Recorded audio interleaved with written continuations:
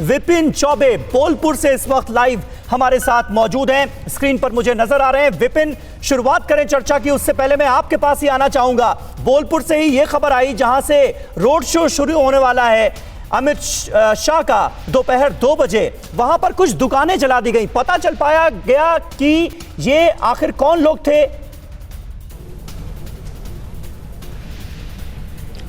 देखिए, अभी police investigation कर रही है इस मामले में और कोशिश यही पता लगाने की है कि उपद्रवी तत्व हो सकते हैं, और ऐसा बंगाल में होता रहा है। और आपने इन तस्वीरों को देखा भी है कि दो पक्षों में दो पार्टियों के कार्यकर्ता आपस में लड़ते रहे हैं। और आज जब बोलपुर के लिए बेहद महत्वपूर्ण दिन है, देश के गृह मंत्री यहां पर दौरा कर रहे हैं और बोलपुर में पहली बार लोकसभा चुनाव के बाद पहली बार और विधानसभा चुनाव से पहले इन दोनों के बीच में पहली बार रोड शो का कार्यक्रम है, तो माहौल थोड़ा गर्म जरूर होगा और कहीं ना कहीं डिमोरलाइज करने के लिए इस तरह के कृत्य किए जा सकते हैं। हालांकि इस पूरे मामले में पुलिस इन्वेस्टिगेशन करने की बात कर रही है। ठीक है विपिन, एक छोटा सा अपडेट और आपसे चाहेंगे, क्योंकि शुभेंदु अधिकारी भारतीय जनता पार्टी में आ चुके हैं, लेकिन शुभेंदु अधिकारी के परिवार को लेकर और क्या कयास लगाए जा रहे हैं? क्योंकि उनके भाई जो हैं, जो कि टीएमसी के सांसद हैं, दिव्येंदु, वो कह रहे हैं कि मैं बीजेपी नहीं जा रहा, मैं तो टीएमसी में ही रहूंगा।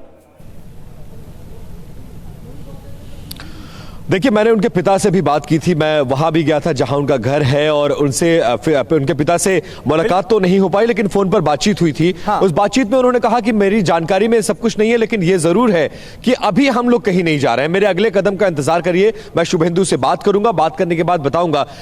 थोड़ा टेक्निकल मामला है, इस बात को समझिए, क्योंकि लोकसभा चुनाव को भी 1 साल हुए हैं। हाँ। और 4 साल टेन्योर को रहते हुए कोई भी सांसद शिफ्ट नहीं करना चाहेगा, क्योंकि चुनाव में नहीं जाना चाहेगा। अगर दल बदल करता है तो उसकी सदस्यता चली जाएगी। इसीलिए वो अपने आप को भी बनर्जी हमारे साथ मौजूद हैं। अनिर्बान, ये स्थिति क्यों पैदा हुई है? अब शुभेंदु अधिकारी जो कि 3 मंत्रालय संभाल रहे थे टीएमसी की सरकार में, ममता बनर्जी की सरकार में, और जहां तक मुझे पता है पूर्वी मिदनापुर में कई सहकारी बैंक हैं जिनके वो अध्यक्ष थे, उसके बावजूद भी इतने ज्यादा असंतुष्ट थे कि आज बीजेपी का दामन थामते ही कह रहे हैं टीएमसी में लोकतंत्र नाम की कोई चीज नहीं बची है, इसलिए छोड़ना पड़ा।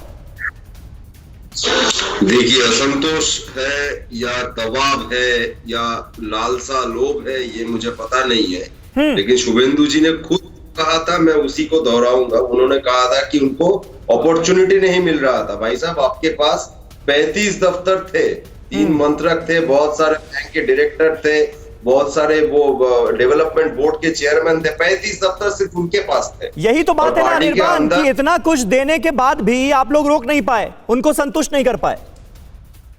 कोई किसी को रोकता नहीं है। आपके पास अगर नीति आदर्श होगा तो आप वही काम करेंगे, अगर नहीं होगा तो दबाव में आके या लोभ में आके आप ऐसे दल ये बदल लेंगे। तो ये बीजेपी में चले गए, ये अलग बात है, लेकिन कुछ दिन पहले तक बीजेपी तो खुद कहते थे शुभेंदु अधिकारी बड़ा चोर है।